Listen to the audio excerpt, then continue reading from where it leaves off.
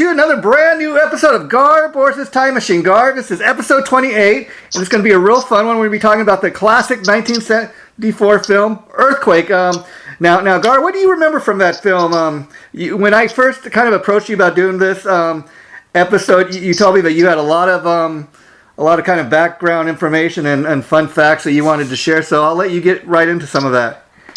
Well, back, when the movie came out, they made a real big deal about the sound system that they were going to use, for the earthquake effects. And they really made a big deal about it, and that really was kind of part of the anticipating excitement of wanting to go see it was because of how much they were pushing, promoting to the public about using that sound system and how it was going to hugely enhance the movie. Yeah. And that just got everybody all excited to go see the movie. Now, when I went and saw the movie, I just remember being in the theater, and when the earthquake scenes happened, and then they would kick in that surround sound, the decibels. I was reading kind of refreshing research about this, was that it was the equivalent of a jet taking off. Wow. That's the amount of dBs that they were using to reproduce this bottom end that would just shake and rattle and roll the whole place. And I remember, you could kind of hear where it was coming from, and I remember looking over there and just being like really kind of surprised, because see, a lot of people don't know this. At that time, that was around the same time that stereo was in its infancy. 1974, and yes, and people, previous to that, all music was recorded in mono. I'd say, but then I'd say, like the early 70s is when stereo was actually introduced to the public. So, you're only moving forward maybe about 3 or 4 years into when they come out with this sound system for the movie that was basically a precursor to what we know now called THX. Yeah, it's amazing that people forget, but I remember even as a kid, having nothing to do with this movie, but like seeing ads, like for Circuit City and where places where they'd sell electronics back in the day, and come and check out the latest hi-fi stereo. It's in stereo sound, and it was an exciting thing back in the day. And just to kind of let people know what we're talking about here, Gar, as far as this Earthquake movie, the release date for this was November 15th, 1974, and amazing thing about what you were just talking about. The sound system they used for this film.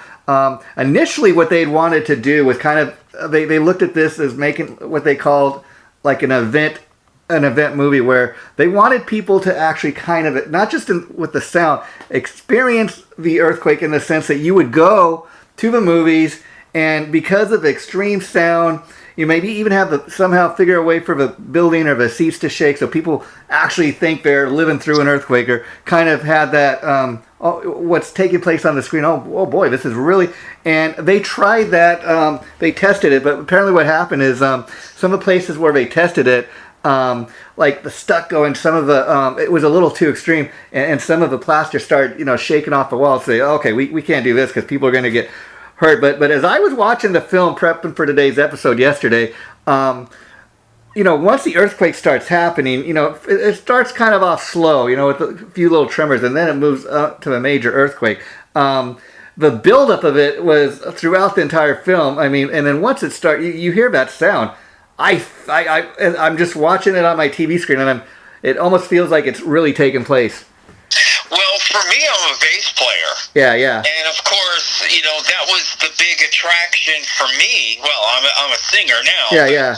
I still identify as a bass player. I mean, you don't do something like that for 30 years of your life as your main focus. Yeah. And then all of a sudden not consider yourself a bass player. But it was that, that same appeal that drew me to bass, feeling the music, that bass pounding on your chest, and it's the same thing, that sound system. I was gravitated towards it because I knew that it was going to produce like massive amounts of bottom end, which is heaven to me. Yeah. And then the other thing that produces serious bottom end that I absolutely love, even to this day, is the cracking of thunder when it happens right over your head. Yeah. You've got full intensity of that thunder. Yeah. And it just shakes everything, the windows and everything. That's that same kind. I gravitate towards that, just like I gravitated towards the sound system of Earthquake, as I gravitated towards bass in the first place. It's just anything that sound that you feel is, to me, is heaven. And then, the other thing, okay, this film was put out by Universal Studios, and we need to bring that up for a couple reasons, because part of the reason once they decided to release this Earthquake movie was it was like a third in kind of a series of movies. The first was like the airport movie, and then the Towering Inferno, and then I think the Poseidon Adventure even, and then this one. And see, a long time ago, like going all the way back to early 1930s, Universal, they what they really became really famous for, one of the first things was their classic horror movies. And you and I have talked about some of those, like Dracula, King Kong, Frankenstein, and all those great, the Wolfman, all those great classic horror movies. And so once they find that they're successful at something, they kind of tend to overdo it. So like with the Towering Inferno and the Poseidon Adventure, once Universal had hits with movies like that, they thought, oh, okay, we're on to something new. Well, let's make, we've created the disaster movie genre, okay? Yeah, absolutely. That the 1970s did create that as a genre. Yeah, and I think maybe it got a little oversaturated eventually, but this very well may be the last kind of disaster film. I mean, maybe the only thing I can kind of think recently that might fit into that is the recent, like, Jurassic Park movie. I mean, that's a dinosaur type movie, but dinosaurs are kind of destroying the world, and it's a disaster in that way. But well, then there's that movie San Andreas with The Rock. Oh yeah, but I mean, I think this is for its day back in 1974. This is the first time we've ever really we had those other kind of, like I said, disaster films, but after seeing this movie, a lot of people, that's when you start hearing them talk about, especially living here in California, what we're known for is having earthquakes. And ever since this movie came out, people always talk about, oh, the big one's coming. Well, back in the 1970s, and they alluded to it in the movie, it was a popular talking point about earthquakes back in the 70s, where the big one would come and part of California would fall in the ocean. Oh yeah, that's something they still, all these years later. That was a very popular talking point about earthquakes at that time. Oh yeah, and when I decided, I first approached you about doing an episode on the earthquake movie, not even knowing, which I found out in my research, that earthquake actually has kind of an association with one of our past episodes we did. I don't know if you're aware of that. The Godfather, in the sense that one of the writers for the screenplay was Mario Puzio, who of course was a best-selling screenplay writer, novel writer for The Godfather. And this film actually comes out a year later, so that's kind of interesting because they're two different types of movies, but same guy wrote them, Well, he did the first draft. First draft, yeah. The script. Yeah. And which actually got the whole ball rolling. Yeah. As far as the script. So, I mean, it's he actually, even though he was only there, participating for a short amount of time, it was actually a pivotal time and really important because you got to have a script. Yeah, and part of the reason they got him involved also was kind of twofold, and we've discussed this many of our episodes, and that is first of all when they first start talking about doing this earthquake movie, they want to get kind of a couple named people involved in, okay? And he'd already had success with The Godfather, so right away they knew that, okay, if we got this guy writing the screenplay or involved in it, it's going to be that much easier to get this film made. And then part of the reason he didn't end up, staying with the project all the way through was because as good as his script was, like we've also discussed in so many of our episodes, he was a very detailed writer, and Universal Studios kind of feared, okay, if we use his script, as great as it is, it's going to be very expensive to kind of make what he's writing kind of, come to life on the screen. So again, it was a money thing. And yes. And then and hindsight's always 20/20 because when you look at how much that movie grossed, they could easily have afforded to be able to make that larger investment. But nobody's got future goggles on. And they weren't willing to take that chance. Yeah. And at that time, of course, they're looking at it as a risk. But the movie just made outrageous amounts of money. And from what I understand, the final reason that Mario Puzio pulled out of the project was, he kind of didn't want to have to deal with all that, like, oh, these people are, it's becoming a money issue again. And he'd had the success with The Godfather. And from what I understand, they were starting to write the script and kind of get this project off the ground. They started at that point also working on Godfather 2. And they said, okay, you know what? Godfather's already a proven hit. They're going ahead with Godfather 2. I'm just going to go move over. He was, from what I read, he was contractually obligated to do that. Do the screenplay for the Godfather 2. Back in those days, back in 1974, I think it's really funny to look at the movie now. Yeah. Just like you and I just did. But when you look at it in context to what was going on, as far as special effects that are being done today, those special effects back in 1974 are absolutely horrible.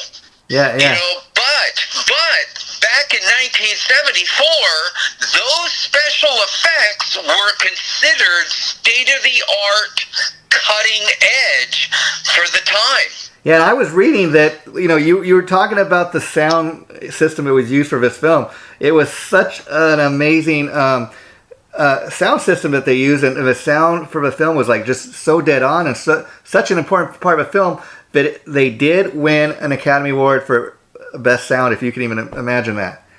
Well, it's so, I mean, I look at it now and it's just like, yikes, the animated blood in the elevator going down and, and just all of these things that I'm just like looking at it and just go, oh my gosh, it is just so obvious that this was made back in 1974. And let's talk about 1974. What was going on back then? I mean, just a few things off the top of my head.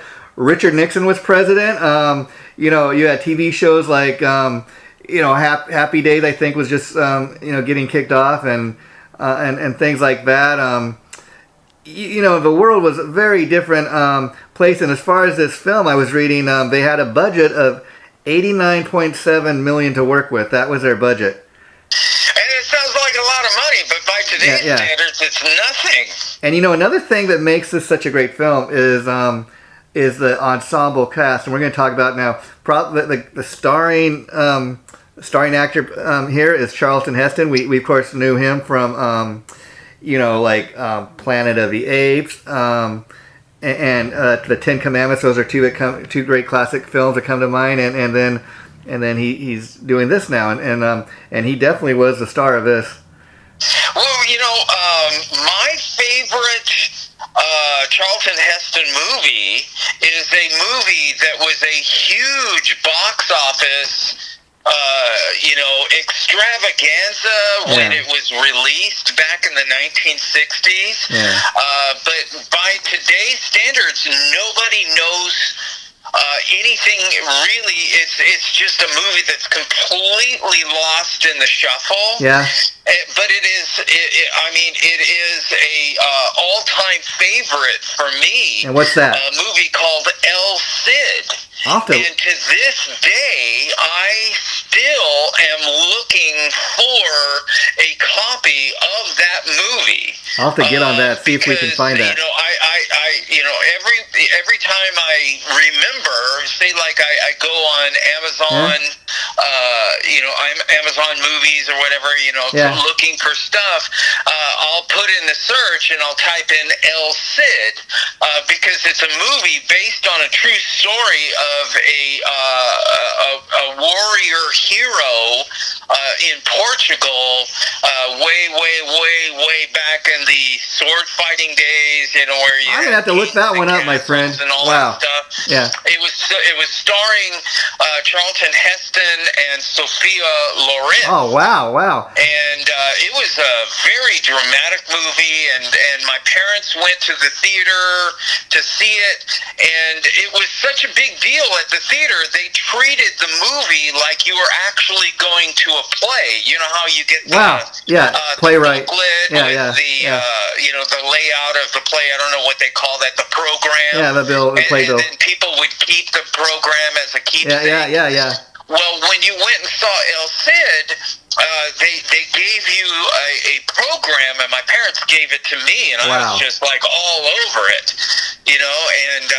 but anyways, I'm digressing. But Gar, back and everything, but that is my favorite Charlton Heston movie, and if anybody comes across it and knows how I can get a hold of it, because I haven't seen it since I was a kid, and it is definitely one of those bucket lists to be able to see the movie again after all these years. Well, Gar, I'm glad you did bring that up for a lot of reasons. I'm going to research that myself and see if I can find a copy as well. But I will tell you this. The reason I'm glad you did that is because for people listening to this who maybe are a lot younger than you and me, they might not even have a clue who Charlton Heston is. So it's a good reason kind of. And just to kind of give people an idea of who Charlton Heston was, he appeared in almost 100 films, had a 60-year career in Hollywood, was known for being in Planet of the Apes, as I said, and the Ten Commandments. Prior to Earthquake from 1998, from 1998 to 2003, he was also a president of the NRA, National Rifle Association, for anybody that cares. He died at the age of 84. At that time, he had to quit acting the last few years of his life. He suffered from Alzheimer's. That's kind of what he died of, but that's kind of who Charlton Heston was. And I think, when we do these episodes, we got to kind of let people know that this is who was in the movie, and this is, what they're known for. And so I'm glad you brought that up, Well, he was at that time, in the 60s, I guess the 50s, 60s, and kind of waning in the 70s. But he was box office gold. Oh, sure. Everything he touched was a huge success. Yeah, and another guy that was in the film was Lauren Greene, who we, of course, knew from Bonanza. And following his role in Earthquake, he later appeared in other TV series that he's known for, Battlestar Galactica. Well, he was, there was a lot of people in the movie. Yeah. And now when you see the actors, say when you go on the internet and you look up Earthquake to kind of do your own research, they put this one particular actress up there with everyone else. Yeah. But at the time when that movie was made, she was like completely off the grid, and this part was just a bit part, and nobody knew who she was, and nobody made a big deal about it at all. She was just a bit part actor when this movie was released. But then later on, she went on to wind up having huge success back in the 80s, and her name was Victoria Principal. Yeah, you never hear about her now. I'd love to know what she's doing, but I mean, you're right. I mean, she was the it girl in the 80s. Yeah, when you look it up here, you know, you think that she was as big as these other actors. She was just kind of... She's listed with George Kennedy and Lorne Greene and Charlton Heston and Genevieve Bujold. Yeah. She's mentioned with all of these others, but at the time when the movie was released, they weren't mentioning her. She was a nobody at that time. And that's why, like, even if you look on the cover of a DVD, you'll see that it lists, you know, you even see a picture, but here's one of the last pictures towards the end, because, you know, she was kind of a star on the rise at that time. And, you know, another thing that this, that I think was very important in this film, and I posted an example of this on our Facebook page today, is the music. I mean, for example, when you're having a disaster film, you look at the music, the music they play, like, when the credits are rolling at the beginning, you know, and the film's just starting, you know, kind of the build-up, that music, very similar to kind of the music score of like something like Jaws. And part of the reason for that is it's the same guy who scored both films, John Williams. Now, if you're a fan of movies like I have been for years, and I mean, this guy John Williams, I mean, he all the major kind of movies that have been out there, like Star Wars, Indiana Jones, he scored all these great classic films that we all love. And so how big of a part is that for you, like when you're watching a movie like this, like, you know, the music score and the music in the background? Well, the dude was in high demand, and he was making a very good living doing what he does, but yet not many people really know who he is. Yeah, and like he's so well known within the movie industry. If you're like a real movie fan and stuff, you've seen a lot of these classic movies like you and I have. You know the name, and you can even go online and purchase a lot of his music on CD. And what he's doing these days, like you can actually go to a live John Williams event where sometimes he plays with orchestras, and they do all these great soundtrack scores that he's done over the years. And it's I've never been to one. I've always wanted to go see one. Maybe one day in the near future. But it's like one of those things too on my bucket list. I think it would be something different and something fun, you know. Well, bringing up the two females in the movie, I don't know anybody that didn't think Victoria Principal was like stunning. You and me both. Yeah, I remember. With her, I mean, just incredibly beautiful woman. Yeah. But also back in the 1970s, a lot of people don't know it, but Genevieve Bujold was a highly sought after, very, very successful actress from the 1970s, and also absolutely gorgeous woman. But here's a point that was very common, in movies, and I think it really, became kind of like optically visual, where noticeable. Male leads for a lot of movies back in the 70s. The male leads in movies were 20 to 30 years older than the female leads in the movies. Yeah. It was very common at that time in movies. You always saw the male lead, and he was like 20 to 30 years older than his counterpart.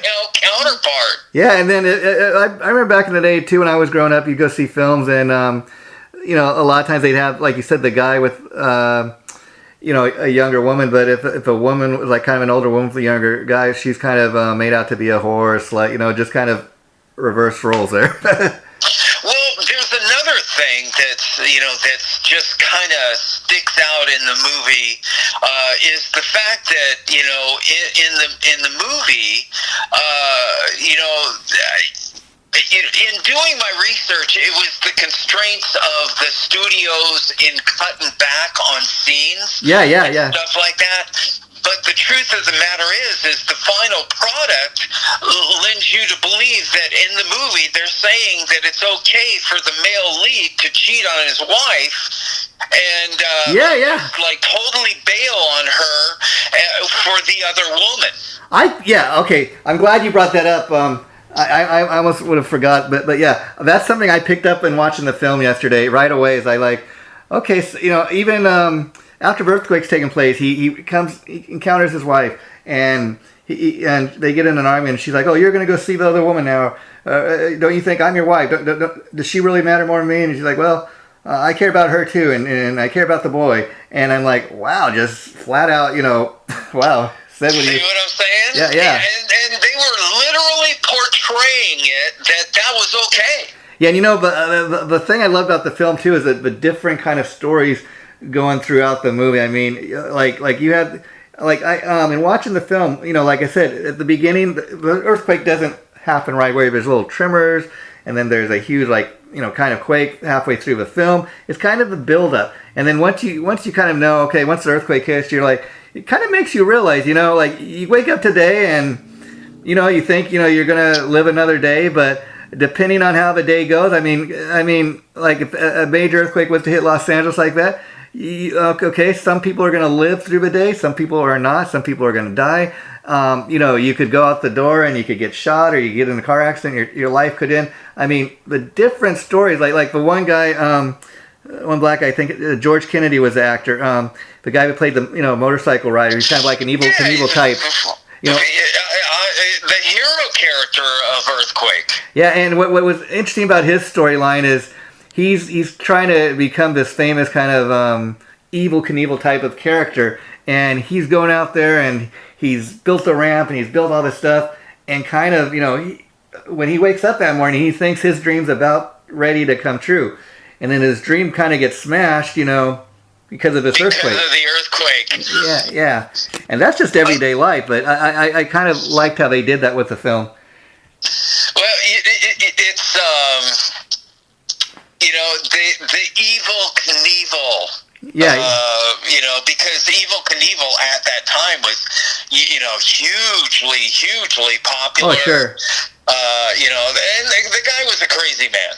I watched, home films of him standing and having a guy on a motorcycle ride straight at him, and, going like at least 60 miles an hour, 70 miles an hour, and Evil Knievel jumped in the air and spread his legs, and the guy in the motorcycle went underneath him. He actually jumped over the motorcycle that was coming at him at about 60, 70 miles an hour. Yeah. Just standing on the ground, just jumped up and did that. That's Evil Knievel. A lot of people, the only thing that most people know about Evil Knievel is him, doing that jump at Caesar's Palace, and it's the most horrific motorcycle crash ever documented on film. Yeah.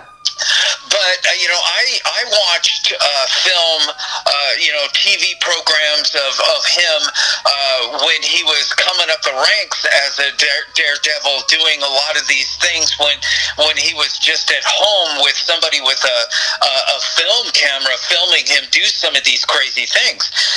That Evil Knievel was nuts. Yeah, Evil Knievel, why he was so popular at the time is if you think about it, Daredevil, that says it all right there. It's like there's never really been any kind of entertainer like that since or before. And the fact is, you got it's kind of a shock factor, kind of a wow factor, like going to see somebody jump, all these feet on a motorcycle. It's the same kind of thing as Muhammad Ali. He used to shoot off his mouth, and everybody would show up to the fight to watch him get his butt kicked for shooting off his mouth. Yeah. You know what I mean? It brings people in. And the thing with Evil Knievel is, just think if you go see something like that, and the guy crashes and he gets killed. Well, it's like man, it's awful that happened, but what a way to go out. What a show, you know? Well, it was the shock factor, and that's what brought people in. It was very shocking, and that crash that he did at Caesar's Palace. But that's why they did that character in the movie. Is the timing was perfect for a character like that because of the huge popularity of Evel Knievel at that time. Yeah, and I think it was cool too. But they had they had it be a black character as opposed to just another white person. And back in 1974. The film industry, it wasn't even as woke as it is today, but I think, the fact that they just didn't, there wasn't this big deal made about it, it kind of made it for a different type of, story. And talking about George Kennedy a little, because, again, I think we should let people know a little bit about these people who are in the movie, their background. George Kennedy was in such notable films as Cool Hand Luke, Airport from 1970, also starred in the original Dallas TV series. I read that his first notable role was as a military policeman on the Phil Silver Show. Now that's going, I think, back to like the 1950s. When I was a kid, I saw the original Phil Silver Show. Yeah. I know exactly the show you're talking about. Black and white TV show. Yeah, and it says he was also a technical advisor on the Phil Silver Show. And I guess he did that before he really got into acting, and he considered that to kind of be the greatest training for, his career that he'd go on to have. Well, there's a lot of people that were in Earthquake that wound up not having huge movie careers, but having successful TV show careers. Of course, Victoria Principal went on to have huge success in Dallas. Yeah, also. But that the guy that played the sex-crazy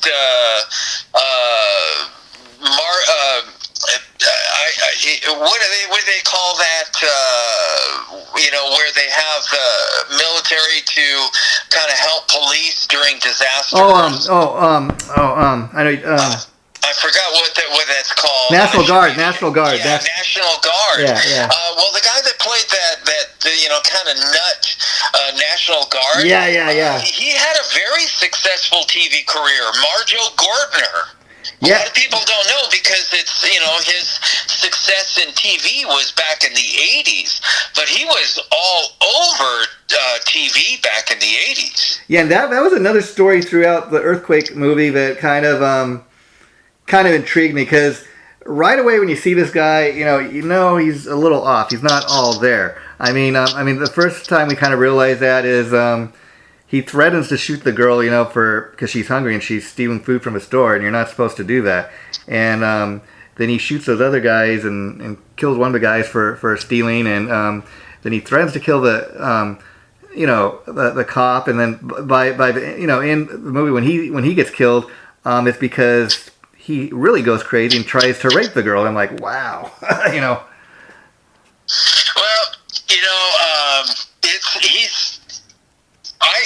I just remember, watching him in a lot of TV shows and stuff like that. Yeah. And it's, but most of the actors and the actresses, in the movie were like major actors and actresses from the 60s. Yeah, And Ava Gardner, her character, I just couldn't get over how they're just portraying him, basically bailing on his wife, for this other, basically trading her in for an upgrade, kind of thing,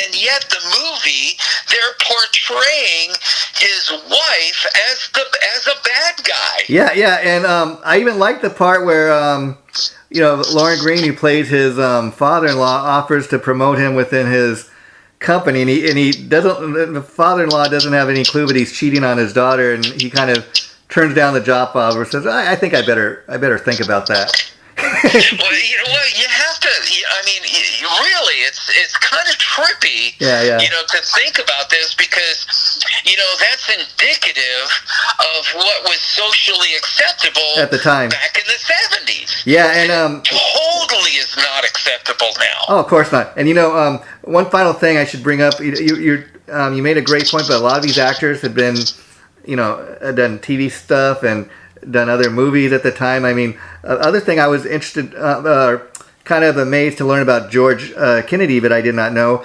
Prior to all this, like from 1965, from September 13, 1965 to May 9th, 1966, he was on the ABC Western TV series The Legend of Jesse James.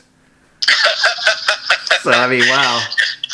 That show must not have lasted that long on TV. Only like a year. Familiar with it. Like once. Well, again, it's going back to like 1965 to 66. It was only on for like, I think, one season. And then another interesting thing or amazing thing I like to look at when doing these episodes is not only looking at who was in the film, but who was like considered. I came across a couple names I thought you would like. Elizabeth Montgomery, of course, from Bewitched. Kate Jackson from Charlie's Angels. Candice Bergen were all considered for the role of Denise. As far as some male actors that were considered but did not make it into the film was John Voight, James Caan, who just recently passed away, was in his 80s, Burt Reynolds. They were all considered for the role of Stuart Graff, which ended up going to Charlton Heston. Could you imagine any of them in that role? No. Yeah. It's better off the way it is. And then when you watch the movie at the end, the way they make Los Angeles look, they literally make Los Angeles look like a war zone.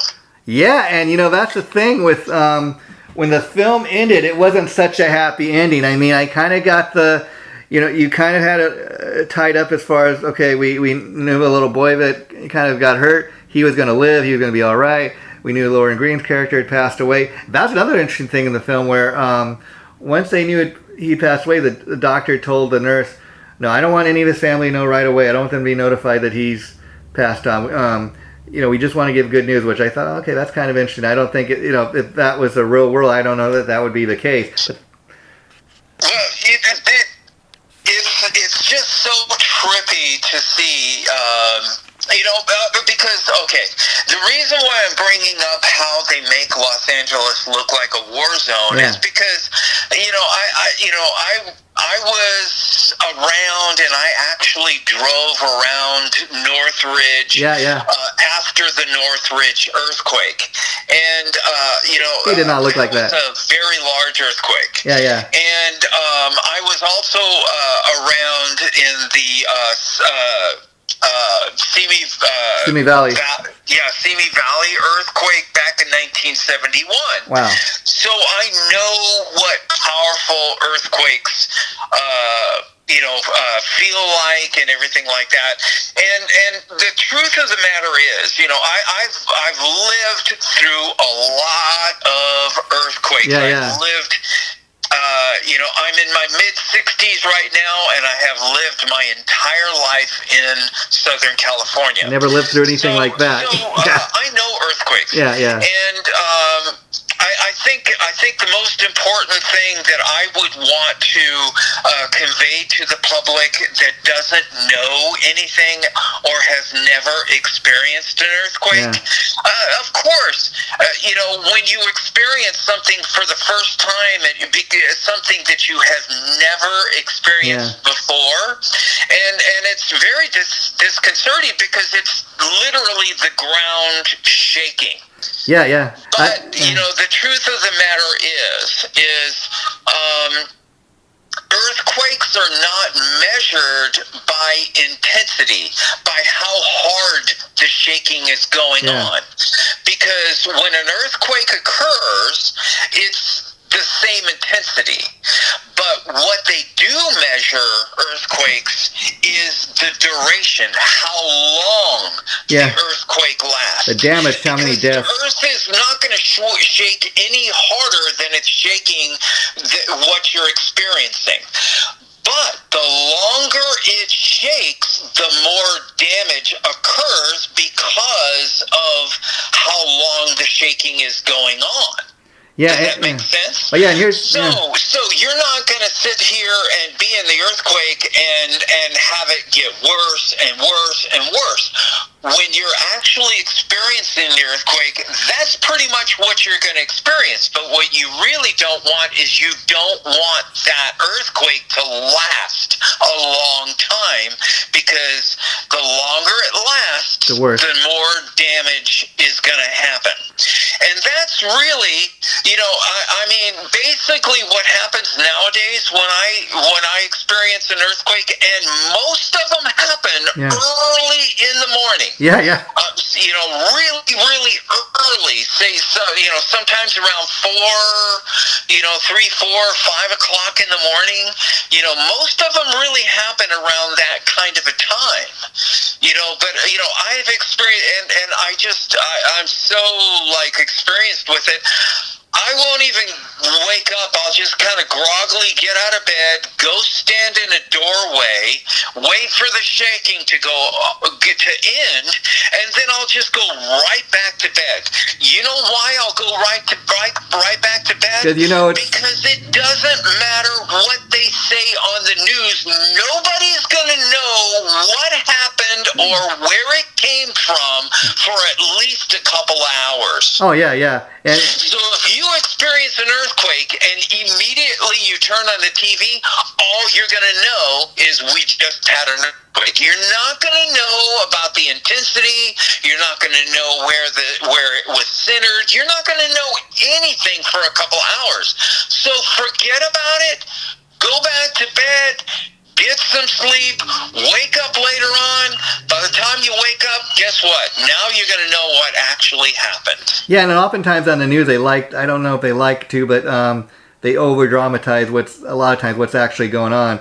This is the end of the world, have all your supplies. And it's, if you just kind of look around, like you said, okay, we've been through this before. And see, this is the thing that I loved about the film, okay? What you just said is so dead on, but watching the film and the way the film kind of ends, and the credits start to roll, after all that, you're like, okay, wow, Los Angeles is destroyed. I mean, watching the film, wow, that's what it would be like. I've often thought, you often have these thoughts, like watching something like that, and you're like, oh, I wonder what would happen if I was driving on my way to work, on the freeway, and earthquake was all of a sudden that. Well, could you just imagine? And the movie does a great job of kind of answering those. Well, this is what that would look like, And so there is that fear factor in watching a film like this. You got, oh man, because it seems so real. You realize you're watching something that's just on the screen. But that's the thing about some of these great classic Hollywood films.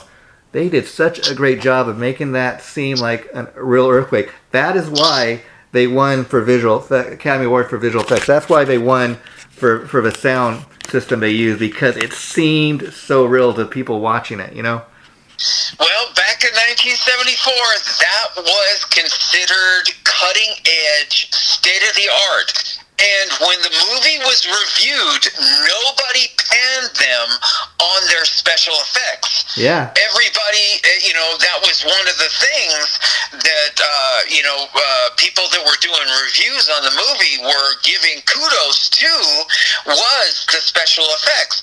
But when you watch the movie now, it is so bad. Yeah. Well, compared to today's standards. It's so good in a retro kind of respect, because really, to watch the movie now, it totally fulfills retro. When you see the Walter Matthau character, he is totally dressed like Mr. Furley from Three's Company. Yeah. When you see the characters, they are all dressed. That's what people used to dress like back in the 1970s. And I'm glad you brought that up, Gar, because I was just getting ready to bring up a bit about Walter Matthau, because what's interesting about it is, if I had not done my research before watching the movie last night, I might have missed his little cameo in the film. If anybody goes and watches the film later, you'll notice him kind of in the bar scenes. And if I had not known he was made this cameo, if I had not read that, I might have missed him. But once I knew, I was looking for him. And then what's interesting, so Walter Matthau played the role. And the role that they just credit him as playing the role of a drunk. He didn't get paid for that. And then he agreed to do it without pay. Here's the interesting thing. Now, they name as the credits are rolling at the beginning of the film, saying who the different stars are in the film, because even at that time in 1974, Walter Matthau was a well-known actor. So I'm thinking, okay, he's gonna, they're gonna still list his name or a credit, but he does not get credited until the end credits, and he's not even credited with his real name. He used this other name he made up, Walter Matashchetsky. I can't even say it. But yeah, I can't even pronounce it right. But people at the time thought, oh, okay, he's using like his real birth name, and maybe he shortened his name to Walter Matthau. Apparently, that's not the case. But he just wanted to have a different name, and I could not find out why he did it for free or why he wanted to go by a different name. But again, as a retro thing, you go back and find, wow, he didn't have like a starring role. He was in there for just like this little cameo appearance, but he made enough of an appearance. And like I said, I might have missed it if I had not known about this. And it's funny that you say he looks like Mr. Furley in his hat, and he did. But what's even funnier about that is, back in 1974, Three's Company was not even on the air, so it kind of predates all that. But when you think, yeah, he did look like Mr. Furley, It's crazy. There's so many things that stood out. The bell bottoms. Oh yeah. If you look at the collars on the shirt, it's such a 70s, with the big collars and all that kind of stuff, the disco collars. Oh yeah. You know what I mean? But, when you watch the movie, they're just portraying it, taking place in 1974. So, it's not like, there's this big thought out wardrobe thing. No, they just basically said, hey, it's taking place now, so wear what you do now. You know what I mean? So when you're watching the movie, everybody is dressed like the way people dressed back at that time, which is very, very different from what people were dressing like in the 80s. And then, when you take it decade by decade, you really notice a difference in the styling of clothing, during these time periods. I mean, and that's something I noticed in watching old films and old TV shows that you pointed out in a few of our past episodes. And it's something you really kind of notice, because I watch old TV shows like that and I'm like, man, they sure don't make clothes like that anymore. And it's kind of a little fun thing, because you kind of even run through your own life and think, oh man, I remember when polka dots used to be a big thing and everyone was wearing polka dots, or all the girls were wearing hot pants. They don't even. Well, that was 60s. And then another fun fact here, Gar, before we wrap this up, is apparently the film was based on the earthquake that took place in San Francisco, California in 1971. Again, that's about 3 years prior to this film coming out. But No, you're mistaken. Not the San Francisco, the Simi Valley. Oh, okay, because I came across Simi Valley is the one that happened 3 years previous. Oh, okay. Well, maybe I am, but I thought it said San Francisco. But in any event, another fun fact I came across was, and this is kind of one of those things, talk about irony. Apparently, both on the first and the final day of filming this movie, an earthquake took place. It didn't say how big or anything, but it said where they were filming on the first day and on the final day. Both days, an earthquake took place while they're filming earthquake. How ironic. Can I tell you something? Yeah.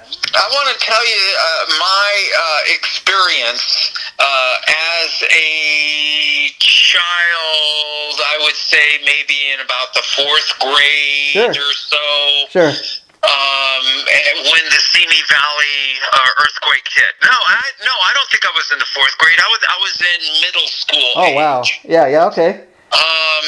Now, the earthquake happened back in 1971, and my parents had a house in West Covina on Allwood Street, just off of Lark Ellen. Okay. A very short street. And In my bedroom, there were tiles on the floor. It wasn't a carpeted floor. And my bed, was, just kind of like on tiles. And in the middle of the night, early in the morning, you know how I said most earthquakes happen early in the morning. That's when it happened. Really early in the morning, the sun had not come up yet. Yeah. And I'm dead asleep, and my bed starts shaking, and I started stirring, and I started laughing because I thought it was my sister in my room shaking my bed, messing with me. Okay. And then all of a sudden, when I opened my eyes, I saw that nobody was there shaking my bed, and my bed was it was just shaking on its own. So I jumped up on my bed, and I looked out my window. Wow. And I could see the ground, and this is the honest to God truth. I could literally see this. Mm-hmm. The ground, okay, you know how when you take a pool of water and you drop a pebble in it, you see the ripples going out from the center? Yeah. Well, that's what it looked like. It looked like ripples were going through the ground because my neighbor's hood house that was across the street kept going up and down and up and down. You know what I mean? Yeah. Like those ripples going through water, but they were going through land. And I could literally see that out my window, the ripples, going through the land, and my neighbor's house going up and down with the ripples. Wow. We're getting ready to wrap it up. Before we do, Gar, you just saying that, you just kind of thing in watching the film yesterday that I really noticed right away is like in the when the earth really, the earthquakes really start shaking. You see those houses up on, it must have been Hollywood Hills, and some of those houses were just kind of being held up on sticks, and the way the house would just kind of crumble and kind of roll. Again, that's another thing really kind of I took notice of, and I thought, wow, nice expensive houses, but look how easily they were destroyed. Wow. And then just again, an earthquake or something like that, just think how one day of something like that taking place could really change somebody's life. I mean, you'd be lucky to even get out alive, but then once you get out alive, oh wow, where are we going to live now?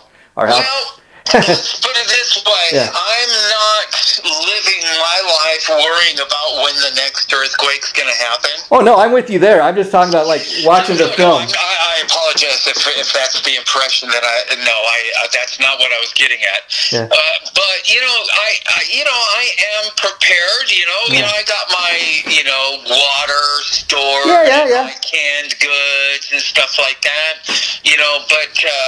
but people talk about the next big one, like it's coming tomorrow. The next big one might not hit for another 200 years. Yeah, I mean, when was the last big one? Or it might hit tomorrow. Nobody knows. Yeah, when was the last big one? That is virtually impossible with what technology we have available today. Yeah.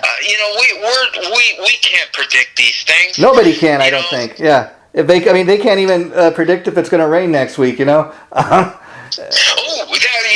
I was a kid back in the 60s and the 70s, when you watched the news and they were predicting the weather, they were way farther off than they are now.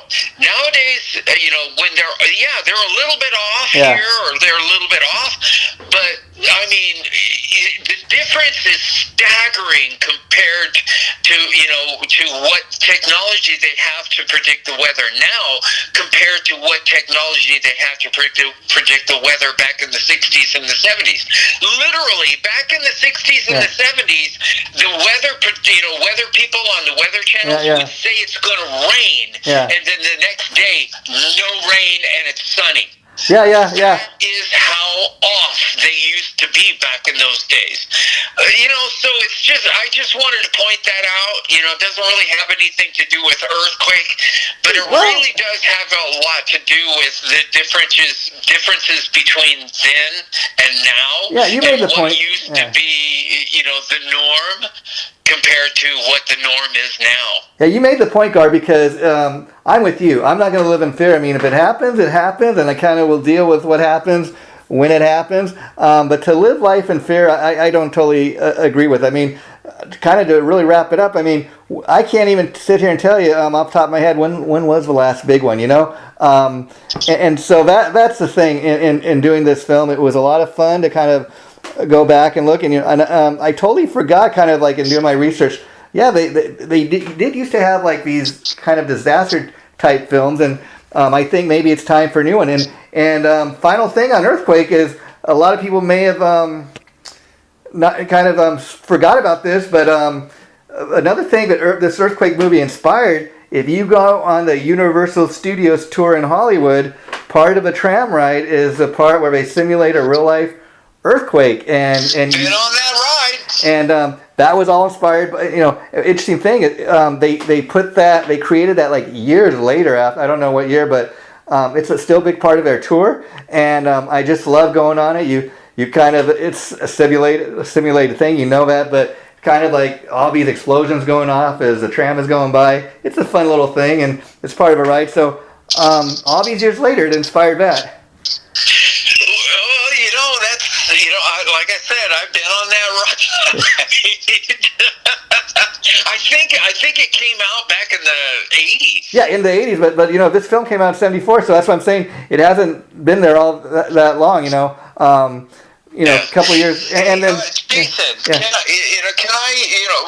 in closing, I would like to issue a apology for my Facebook rant in our last episode.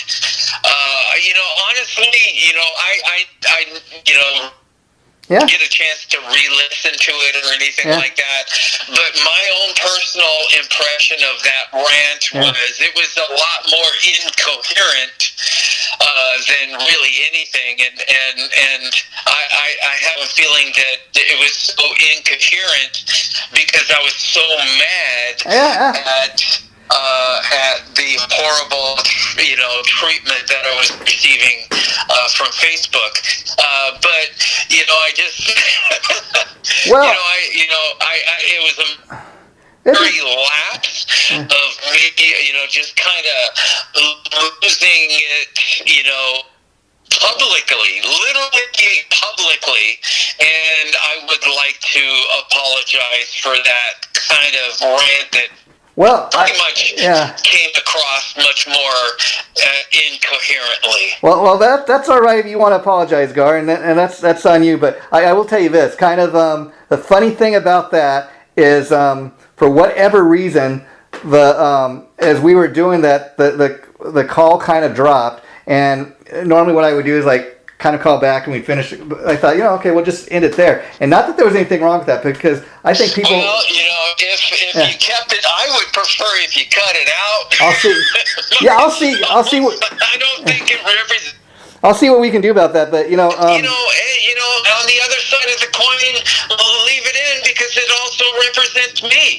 I am who I am, and I am human, and there's going to be some times that, if I get treated badly, or, I might not, react, like the perfect reaction.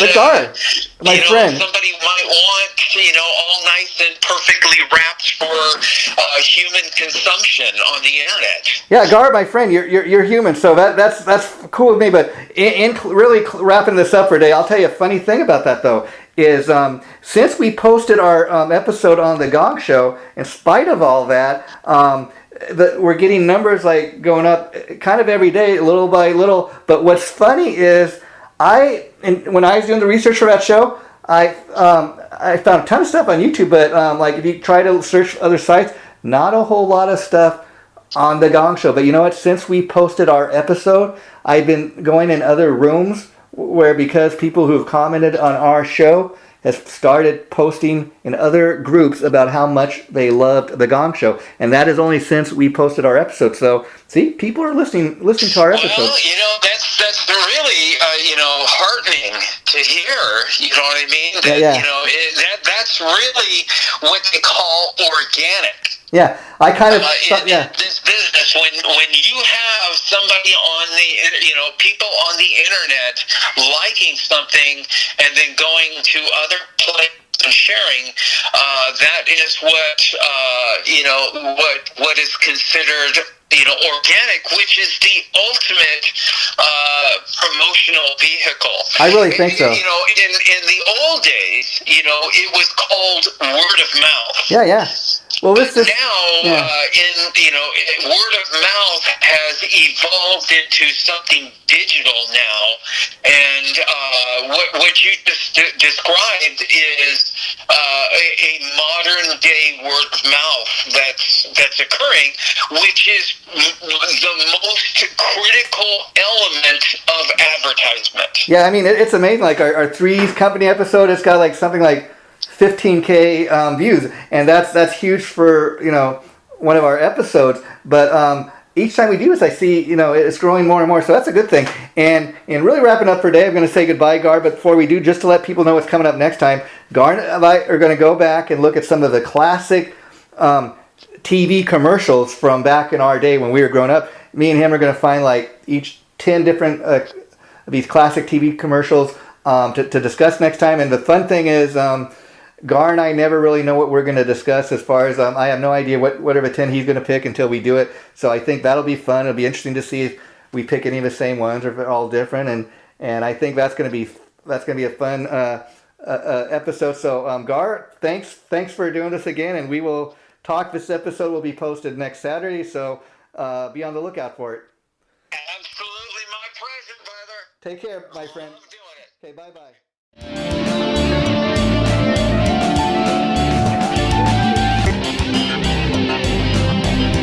Chaotic Riffs Magazine